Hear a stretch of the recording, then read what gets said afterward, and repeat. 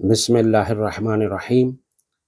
امام محمد تقی علیہ السلام ارشاد فرماتے ہیں، المؤمن یحتاج الی توفیق من اللہ وواعظ من نفسہ وقبول ممن ینصحہ۔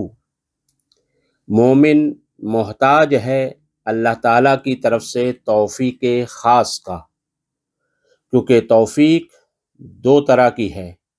ایک توفیق عام ہے جو ہر ایک کے پاس ہے، اور اللہ تعالیٰ نے ہر ایک کو وہ توفیق عام دی ہے۔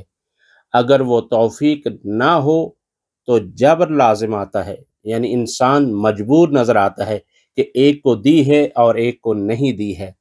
لہذا پروردگار عالم نے توفیق عام سب کو دی ہے، قبول اسلام کی، قبول دین کی، اچھے کاموں کی، اور ایک ہے توفیق خاص، اور وہ توفیق خاص اللہ تعالیٰ اپنے خاص ہی بندوں کو دیتا ہے۔ جو اس کی اہلیت اختیار کر لیتے ہیں پروردگار عالم انہیں عطا کرتا ہے۔ تو بس یہ ہے کہ امام فرما رہے ہیں کہ سب سے پہلے انسان محتاج ہے پروردگار عالم کی طرف سے توفیق کا، وواعظ من نفسہ، اور دوسرے نمبر پر مومن محتاج ہے ایک واعظ کا جو اس کے اپنی ذات کی طرف سے ہو، یعنی خود اپنے اندر سے، اپنے نفس کی طرف سے اسے نصیحت کرنے والا ہو۔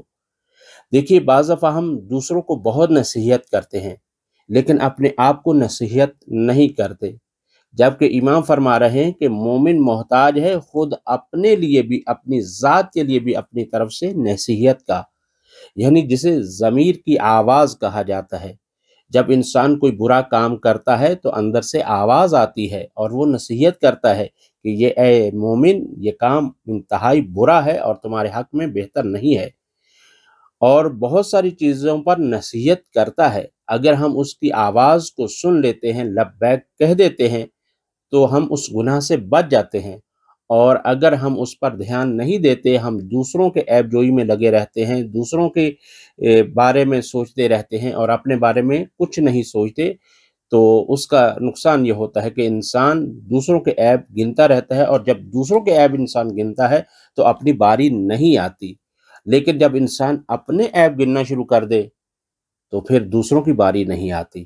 تو اس مقام پر یہ ہے کہ مومن محتاج ہے ایک ایسے واعظ کا کہ جو خود اس کے اپنے اندر سے آواز دے، جو اس کے خود اپنی طرف سے نصیحت کرے۔ اور پھر عزیزان محترم، معصوم فرماتے ہیں، امام محمد تقی علیہ السلام ارشاد فرماتے ہیں کہ مومن محتاج ہے قبول ممن ینصحہ، اس کی نصیحت کو قبول کرے جو اسے نصیحت کرے۔ دیکھیے، کوئی بھی انسان نصیحت سے خالی نہیں ہے۔ نصیحت بمعنی خالصاً کسی کو متوجہ کرنا، بتانا۔ تو انسان اگر کوئی اس کو نصیحت کرتا ہے تو اسے چاہیے کہ اس کی نصیحت کو قبول کرے، بلکہ یہ نہ دیکھے کہ اس میں خود بھی یہ عیب پایا جاتا ہے یا نہیں پایا جاتا۔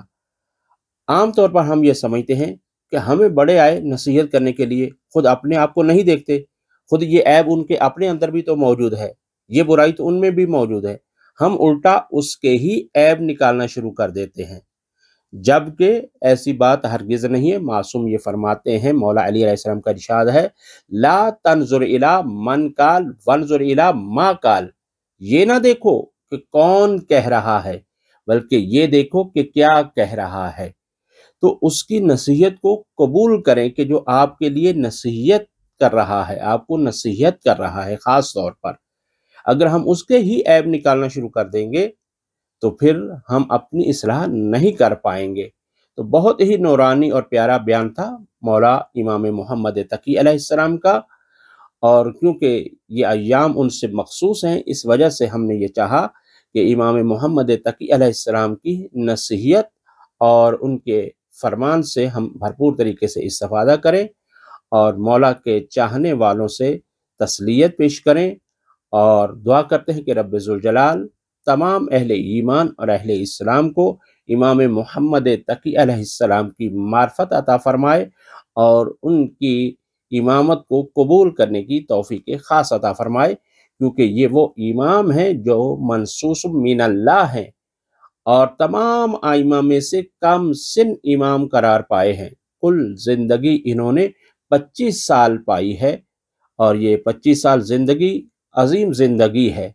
آپ زندگی کے ہر شعبے میں آپ ان کی شخصیت کو دیکھیں تو آپ کو بہت ہی نمایاں ان کی شخصیت نظر آئے گی، لیکن اسی امام کو زہر کے ذریعے سے شہید کر دیا گیا، اور باقی ائمہ میں سے بھی بعض لوگوں کو شہید کیا گیا ہے، کیونکہ روایت کے یہ جملے ہیں۔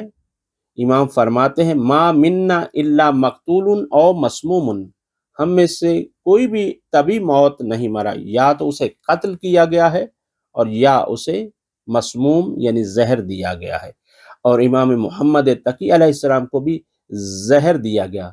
لیکن عزادارو، آپ جانتے ہیں کہ امام حسن علیہ السلام کو بھی زہر دیا گیا تھا۔ دونوں میں بہت فرق ہے۔ فرق یہ ہے کہ جب امام حسن علیہ السلام کو زہر دیا گیا تو امام حسن علیہ السلام جب تڑپنا چاہتے تھے، جب تڑپتے تھے، تو اس کے بھائی بھی پاس موجود تھے، بی بی زینب سلام اللہ علیہا جیسی عظیم بہن بھی پاس موجود تھی۔ لیکن جب امام محمد تقی علیہ السلام کو زہر دیا گیا تو کوئی بھی سنبھالنے والا پاس نہیں تھا۔ امام تڑپتے رہے، اور جس طرح سے زوجہ جودہ نے امام حسن علیہ السلام کو زہر دیا تھا، اسی طرح سے ام الفضل نے امام تقی علیہ السلام کو زہر دیا۔ اللہ رے، کیسی وہ بیویاں ملی ائمہ کو یا بعض انبیاء کو کہ جو دشمن ہدایت تھی اور دشمن نمائندہ خدا تھی۔ اللہ تعالیٰ امام تقی علیہ السلام کے صدقے میں ہر مومن کی نیک تمنا کو پورا فرمائے اور مشکلات کو آسان فرمائے۔ وصلی اللہ علی محمد۔